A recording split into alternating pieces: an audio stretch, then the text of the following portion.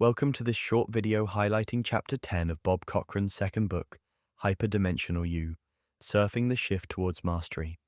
If you find the material interesting, much greater detail may be found within the book, which is available on Amazon.com in either paperback or e-reader form.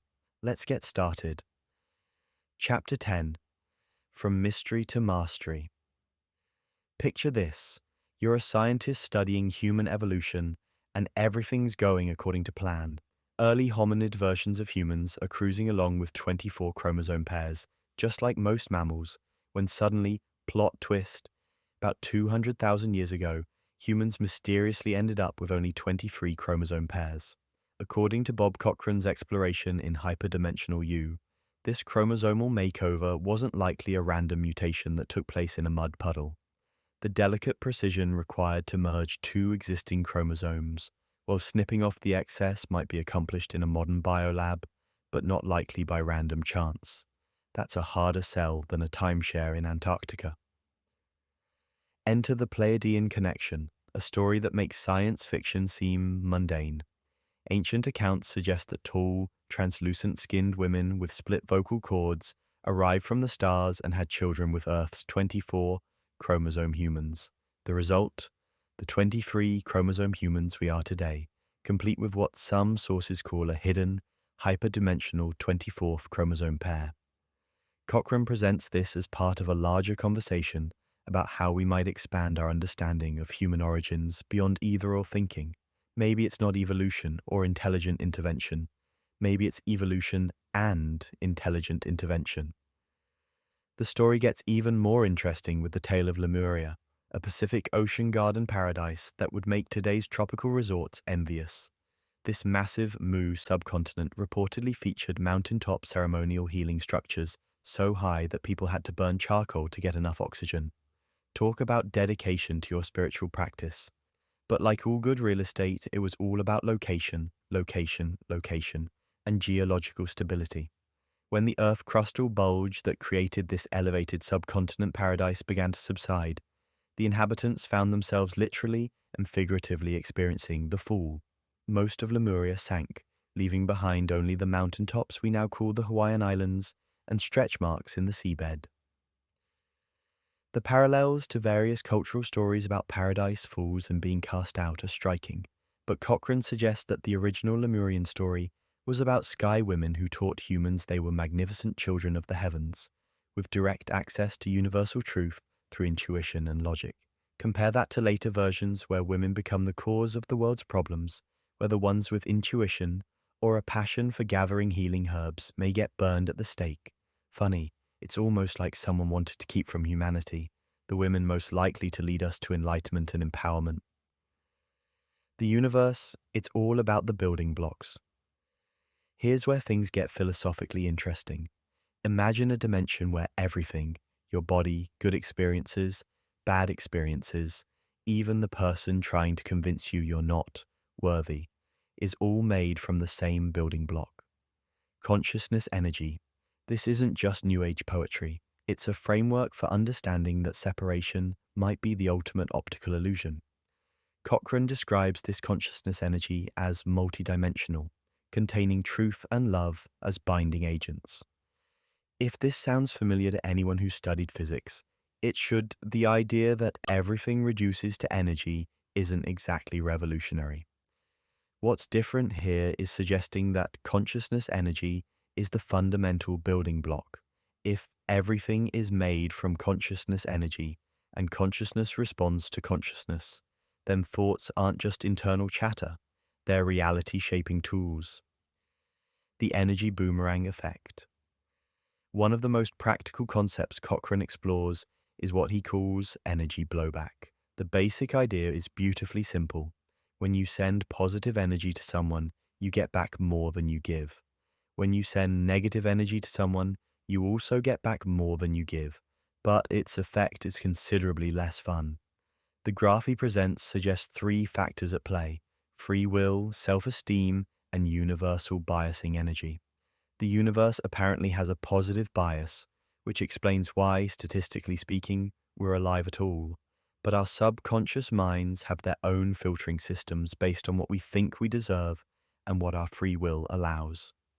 The practical upshot, those spiritual masters who seem to glow, they've figured out that constantly channeling blessings to everything and everyone they encounter is a health and longevity plan.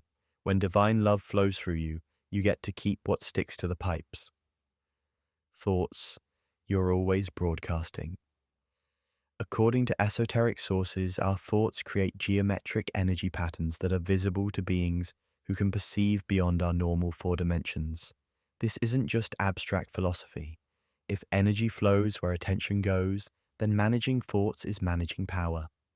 Negative thoughts aren't just bad for your mood, they're potentially acts of self-harm through misdirected energy. The good news is that everything from energy healing to psychometry to spoon bending might all be variations on the same theme, interacting with energy patterns.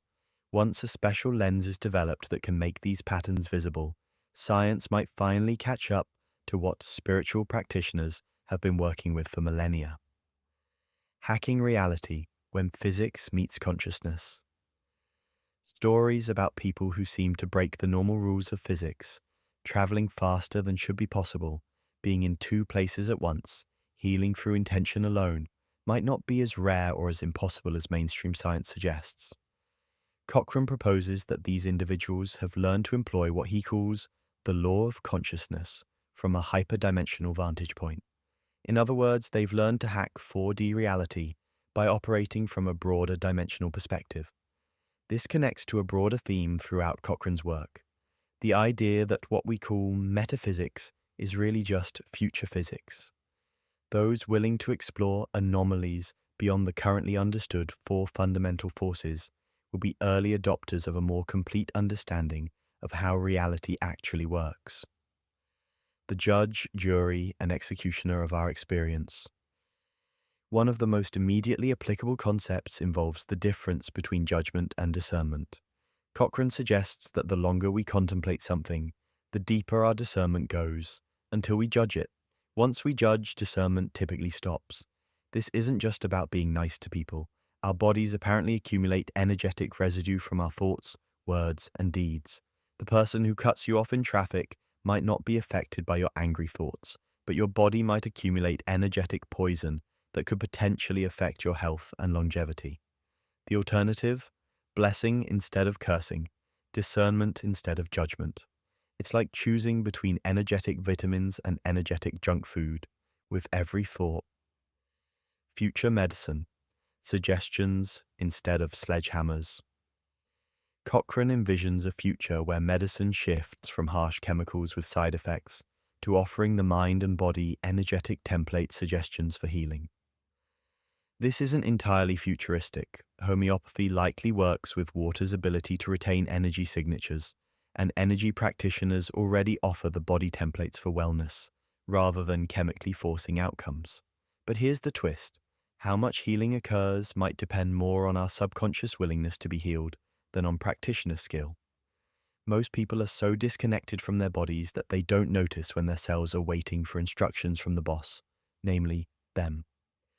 The really interesting possibility, our junk DNA might contain records of every past life, including those where the body knew how to beat a particular disease. If so, healing might someday be as simple as sending a body-wide directive. Execute the DNA instructions from that life when I beat this disease. Your digital afterlife as a hologram. Here's a sobering thought for the social media age. Future technology will likely be able to create hologram approximations of us based on our digital footprints.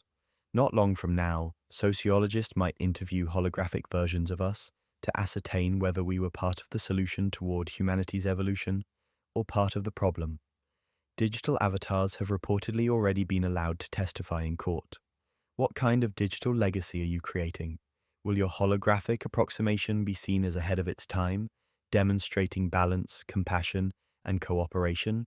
Or will it represent the old paradigm of competition, separation, and judgment? The path forward, from here to mastery. Cochran's ultimate message is both simple and profound. We're capable of much more than we typically demonstrate. The path to mastery involves embracing broader and higher dimensions of reality, starting with integrating different aspects of ourselves, like balancing analytical left brain thinking with creative right brain intuition, and eventually embracing inspirations from beyond our normal four-dimensional experience. For those ready to explore this territory, the rewards might be significant.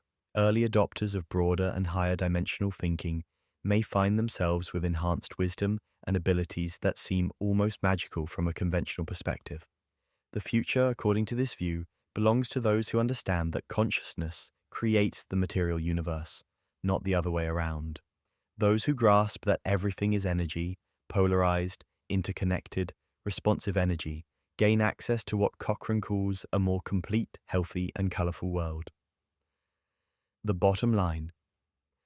The practical implications are surprisingly consistent. Your thoughts have power, your intentions matter, and how you treat others and yourself have ramifications far beyond the obvious.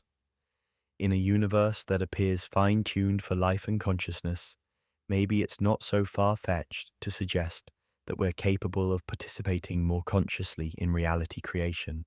Maybe the spiritual masters who seem to navigate life with joy, balance, and wisdom aren't operating from some unreachable plane of existence.